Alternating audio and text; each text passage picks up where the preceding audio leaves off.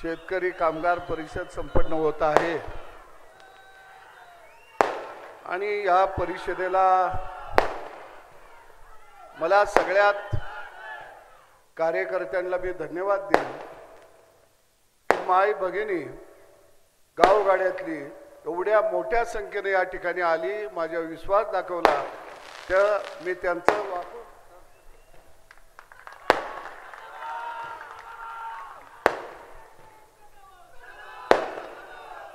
सर्व कार्यकर्त्यांना विनंती करतो, इथं पुढे येऊन बसा, जागा नाही, पाठीमागे बरेच लोक आहेत, या पुढे, आपण शेतकरी माणसं आहे, सगळे पुढे या। नंदू पाटील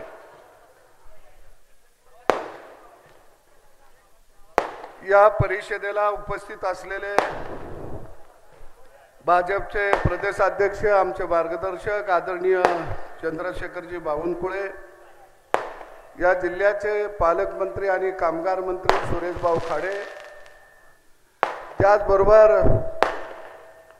या जिल्ह्याचे खासदार आदरणीय संजय काका, त्याचबरोबर जनस्वराज्य पक्षाचे अध्यक्ष आमचे मार्गदर्शक आदरणीय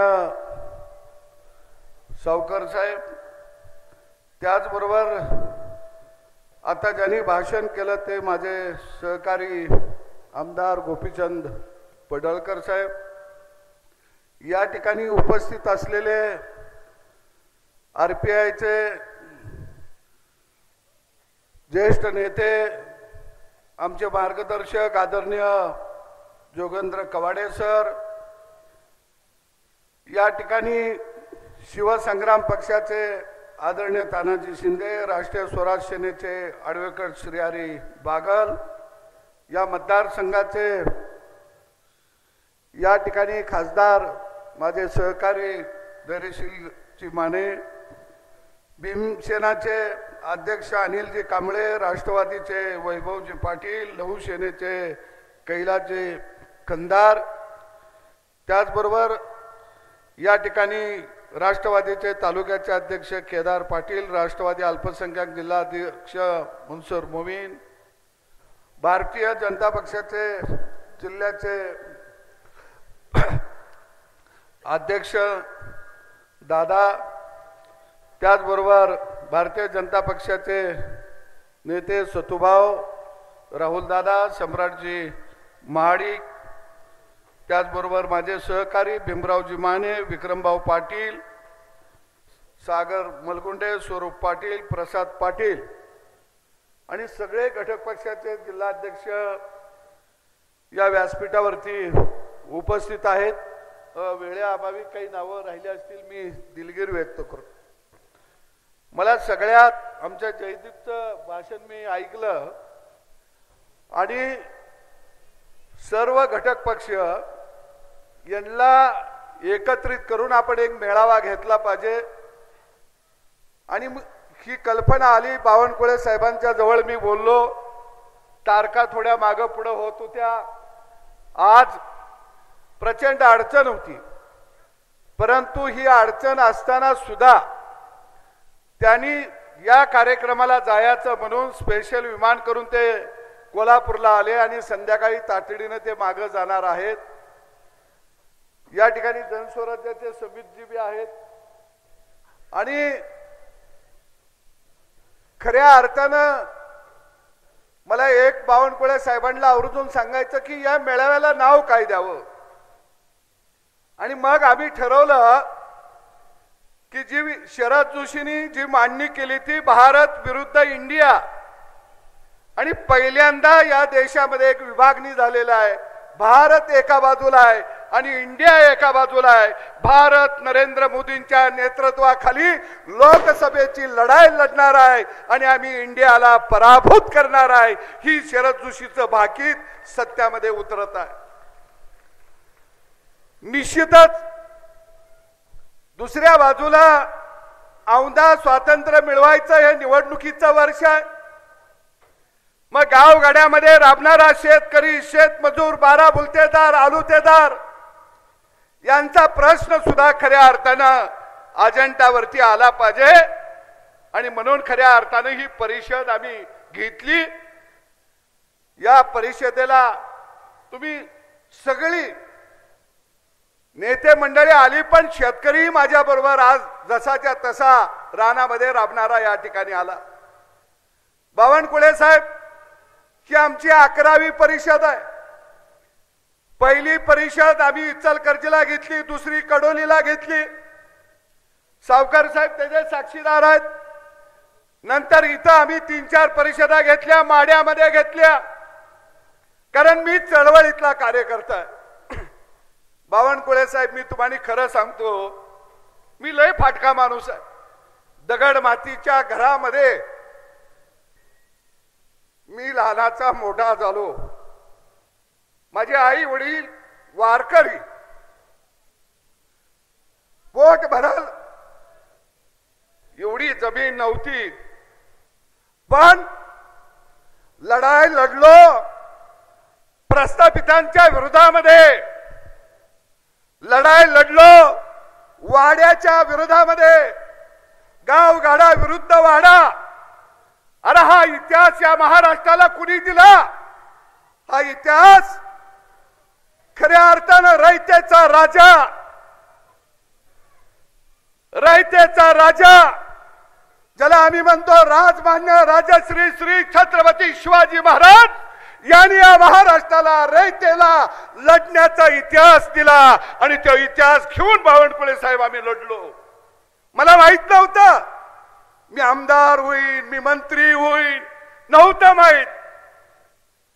2-2 महिने, 4-4 महिने महाराष्ट्राच्या काना कोपऱ्यामध्ये शेतकऱ्याला आम्ही उभा केलं लढायला, प्रस्थापितांच्या विरोधामध्ये उभा केलं.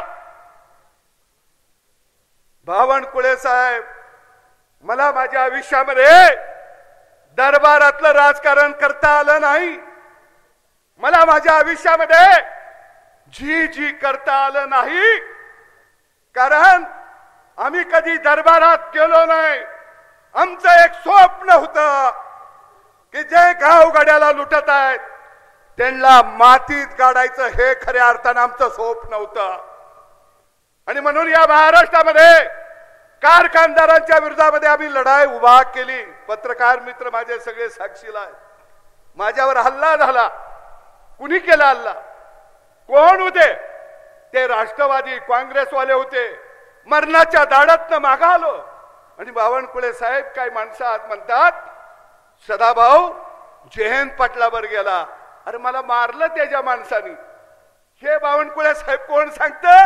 जे जयंत पाटलाकडे 10-20 वर्ष राहून आली ती म्हणती तिकडे गेला. अरे मीच काय, माझ्या बापानं काँग्रेस राष्ट्रवादीला मतदान केलं नाही, मी सुद्धा केलं नाही, माझ्या लेकरांनी केलं नाही, आणि आयुष्यामध्ये आम्ही करणार नाही. कारण आम्ही वाड उद्ध्वस्त करायला निघालूया, गावगाडा उभा करायला निघालूया. अरे सत्ता मिळो अगर न मिळो, अरे पदासाठी कधी काम नाही केलं. कारण आज बावनकुळे साहेब लोक म्हणतात सगळ्या पक्षातली मोठं गडी भाजप घ्यायला लागलं. या बावनकुळे साहेब खरंच चांगलं काम चाललं. या जेवढं गडी येतील तेवढं आत घ्या. कारण या महाराष्ट्रामध्ये देवेंद्र फडणवीस नावाचं वादळ असं तयार झालं. त्या वादळानं सगळे वाडे आता ढासळायला लागलेले आहेत, बुरुज ढासळायला लागलेले आहेत, आणि वाड्यातलं गडी आता पळत सुटलेले आहेत. जे स्वप्न आम्ही पाहिलं तर ते स्वप्न आज सत्यामध्ये उतरत आहे. शरद पवाराला चिन्ह सुद्धा चांगलं मिळालं, तुतारी. 2 वेळा वाजवली जाती. एक लक्ष्मीच्या पावलानं नवरी याला लागली आणि नवऱ्याला हळद लागली की तुतारी वाजती, आणि दुसरं पावल स्मशानभूमीकडे जाताना तुतारी वाजती. हे शेवटची घटका आहे, मी तुम्हाला सांगतो. आता तुम्हाला तुतारी वाजवीत जायचं आहे, कारण हे पाप तुमचं आहे. आज केंद्र सरकारनं 250 रुपये प्रति टन ऊसाला भाव वाढवून दिलाय। मी आदरणीय नरेंद्र मोदी, अमित शहाजी आणि केंद्र सरकारचं जाहीर अभिनंदन करतो, जाहीर अभिनंदन। तुमच्या लक्षात आलं असेल आता महाराष्ट्रामध्ये गोंधळ चाललाय। हे कोण गोंधळ घालतंय मी जाहीर सांगतो, ह्याच्या मागे पवारच आहे। महाभारतातला शकुनी मामा आणि कलियुगातला शकुनी मामा कोण असेल तर त्याचं नाव शरद पवार आहे। हा शकुनी मामाच आहे। देवेंद्र फडणवीसला घेरायचं चाललंय। अरे देवेंद्र फडणवीस एकटा नाही, गोपीचंद पडळकर सारखी, सदाभाऊ सारखी फाटकी माणसं देवेंद्र फडणवीस वरनं जीव वळवून टाकायला तयार आहेत। अरे पण त्या माणसाच्या केसाला हात आम्ही लागू देणार नाही। आणि म्हणून युतीच्या सरकारच्या काळामध्ये या जिल्ह्यातल्या पाणी योजना त्यांना गती मिळाली। वाकुर्डे योजनेला पैसे 95 नंतर आपलं सरकार आलं, युतीचं सरकार आलं, वाकुर्डे बुद्रुक योजनेला गती मिळाली। बावनकुळे साहेब तुम्ही मला मंत्री केलं, पायाला भिंगरी बांधली। या हातकणंगले लोकसभा मतदारसंघामध्ये एक गाव असं नव्हतं की त्या गावातल्या माणसांनी पाणी मागायचं, रस्ता मागायचा, पाणंद रस्ता मागायचे।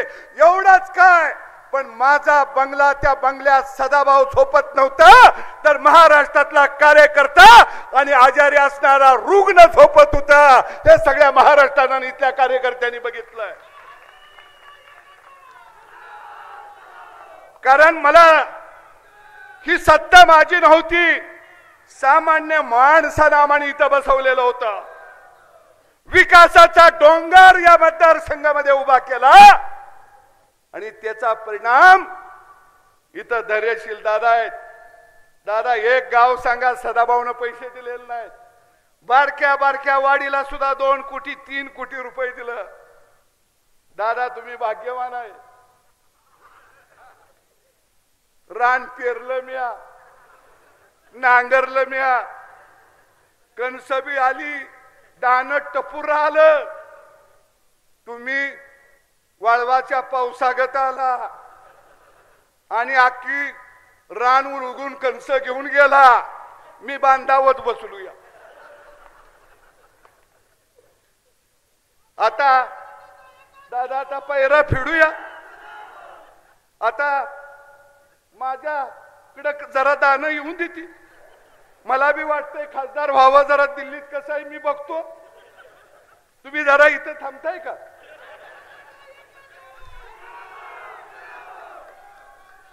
नाही दादा बी माझा सहकारी आहे, पण दादा मला बी वाटतंय जरा दिल्लीत जावावं, ह्या गड्यांचं तिथं मांडावं। तुम्ही जर सहकार्य करायचं ठरलं तर आपण दोघं पैर करूया, एकमेकाचा पैरा फिडूया। आणि दादा मी खासदार झालो की खांद्या घेऊन मिरवणूक मी तुमची काढतो। पण बावनकुळे साहेब तुम्ही कुणाला बी उमेदवारी द्या, जे महायुतीमध्ये उमेदवार देईल त्या उमेदवाराच्या पाठीमागे राहण्याचं काम रयत क्रांती संघटना करेल। कारण शेतकरी दान देतो सुपानं, पण दिलेलं दान कुणाच्या झोळीतनं शांताराम घेत नसतो, त्याला दान द्यायचं माहित आहे। पण माझी बावनकुळे साहेब लोकसभेची तयारी मी केली, जागा शिवसेनेला गेली। मला काय केलं, प्रचार प्रमुख म्हणले, हातकणंगल्याचा प्रचार प्रमुख तू। म्हणलं बाबा मी। पुन्हा चंद्रकांत दादा म्हणले कशाला वर जाता या, तुम्हाला कॅबिनेट करायचंय। मी बी कार्यकर्त्यांना म्हणलं आपण कॅबिनेट होयाच आहे। सरकार आपलं आलं, शिवसेना उद्धव साहेब पळाले, उद्धव साहेब पळाले तसं बावनकुळे साहेब मी बोजा भरला गावाकडे आलो। मग मला चंद्रकांत दादा म्हणायचे सदाभाऊ आमदार फिक्स, मी बी तटून वडायला लागलो। गोपीचंद पडळकर सुप्तीला सभागृहात जीव तोडून मी वरडायचा, का रान नांगरायचं आहे। आणि चंद्रकांत दादांनी मला आमची ह्याला कांद्याची परिषद येवल्याला पडळकर दादांचा फोन, अर्ज बरोबर भरलाय का, काही चुकलं बिकलं तर बघा. मला रासारी झोप नाही, अर्ज बरोबर आहे का नाही, बरोबर आहे का नाही. मी वाचून वाचून माझ्या पाठ झाला. सकाळी दादांच्याकडे गेलो. दादा कसं, तिने असं हळूच कानात सांगितलं, कुणाला सांगायचं नाही, तुमचं फिक्स झालं. या मला बी कार्यकर्ते फोन लावायचे, भाऊ कसं होईल, जरा थांबा, होईल जरा थांबा. आणि सकाळी टीव्हीला नाव बघतोय तर दुसरीच आली. परत दादाकडे गेलो, म्हणलं दादा कसं, वर्ण झालं. पुन्हा साहेबांच्याकडे गेलो. साहेब म्हणले सदाभाऊ पुढच्या वेळी बघू. मग 6वा गडी म्हणून मला परत अर्ज भरला. परत मी कार्यकर्त्यांना म्हणलो आपलं जमतं या. आता मला माहित होतं काय होतं ते, पण तरी सुद्धा बावनकुळे साहेब आम्ही माग हटलो नाही. मी आज तुम्हाला सांगतो, जेवढी येतील तेवढी घ्या. आम्ही 2014 पासून तुमच्यावर आहे, पुढे बी आम्ही तुमच्यावर राहणार आहे. पण आता आमची अवस्था काय केली आहे तुम्ही. आता आम्हाला आधी वावरातनं तुम्ही बांधाव आणलं सा, आता बांधावनं तुम्ही आम्हाला कुपाडी उठवलंय सा. कृपा करून कुपाडीवनं तर काढू नका, कुपाडी उतर राहून द्या. कारण आम्ही तुमच्या बरोबर प्रामाणिक राहणार आहे. कारण या देशामध्ये खऱ्या अर्थानं सर्वसामान्याचं राज्य जर कुणी आणलं असेल तर ते राज्य आणलेलं आहे आदरणीय नरेंद्र मोदी साहेब यांनी आणलेलं आहे. सर्वसामान्य माणसाचं राज्य.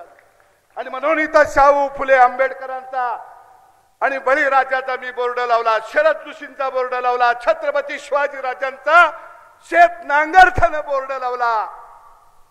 एवढंच नाही तर इथं प्रभू रामचंद्राचा बोर्ड लावला, त्याच्या जोडीला सीता माईला उभा केली. बावनकुळे साहेब फक्त न्याय तुम्ही सीता माईला द्या, कारण ती शेता भातात राबत्या, तिला न्याय द्या ही मागणी करायला आजची खऱ्या अर्थानं परिषद इथं घेतली. मला काही नाही. मी सगळ्या आमच्या नेत्यांना सांगतो, निशिकांत दादा माझी कुणी काळजी करू नका. मला आमदार मिळालं, मंत्रीपद मिळालं, मी समाधानी आहे. पण तुमचं सगळ्यांचं काय बिघडलंय, वर जातं कानात भाऊ मी काय करत नाही. मला ही माणसं असली म्हणजे बाद झालं. हीच माझी आमदारकी आहे, हीच माझी खासदारकी आहे, हेच माझं मंत्रीपद आहे. आज बावनकुळे साहेब एवढ्या महिला या शेता भातात राबणाऱ्या, नजर जाईल तोपर्यंत महिला आहे, नजर पुरल तिथपर्यंत माझा शेतकरी गावगाड्यातला इथं आलाय. अरे मी काय दिलं, अरे माझ्याकडे काय आहे, ना माझ्याकडे पद, ना माझ्याकडे कारखाना, ना माझ्याकडे धन दौलत. पण या महाराष्ट्रातल्या शेतकऱ्यानं, या भागातल्या शेतकऱ्यानं हिमालया एवढं जर प्रेम कुणावर केलं असेल तर ते सदाभाऊवरती केलंय, हिमालय एवढं केलंय. अरे ही माझी शिदोरी आहे. बावनकुळे साहेब मी आईची शपथ घेऊन या व्यासपीठावर सांगतो, मी मंत्री झालो पण मी कुणाला लुबाडलं नाही.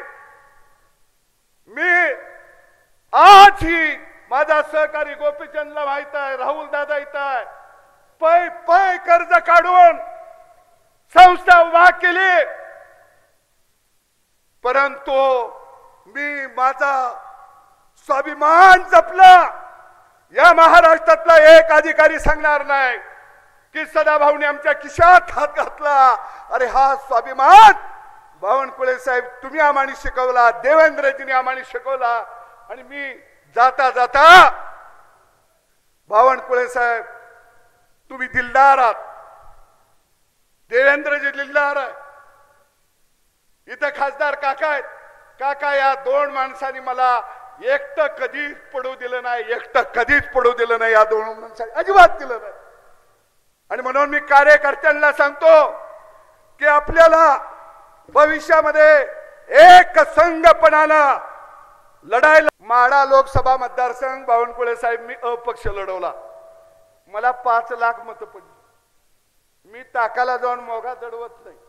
काही झालं तर तिथं खासदार रणजित नाईक निंबाळकर याला आपण तिकीट द्यावी ही मी मागणी जाहीररित्या संघटनेच्या वतीने इथं करत आहे.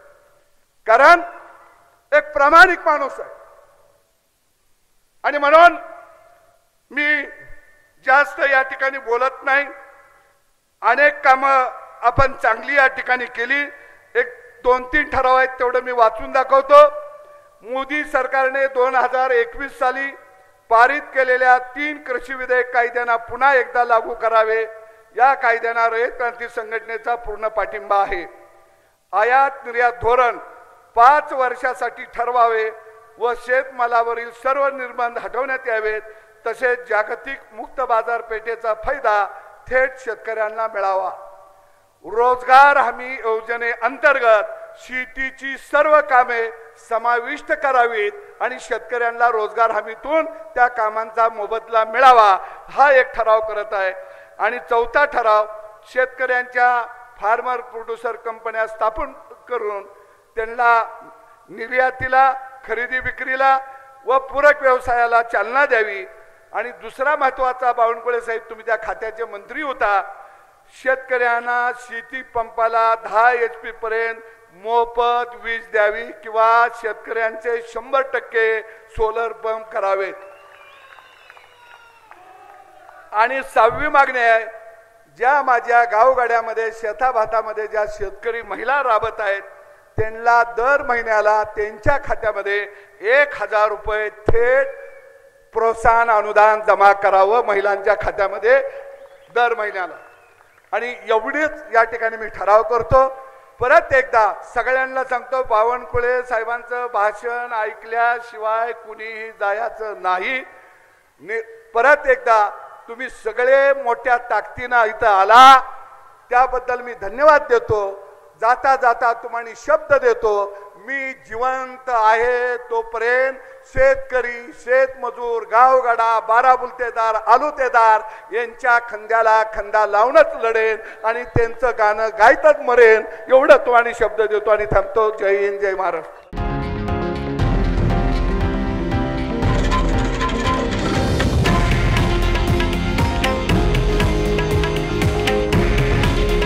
हे आहे देशातील नंबर 1 न्यूज नेटवर्क आणि आपण पाहत आहात TV9 मराठी. काळजी तुमची, हित महाराष्ट्राचं.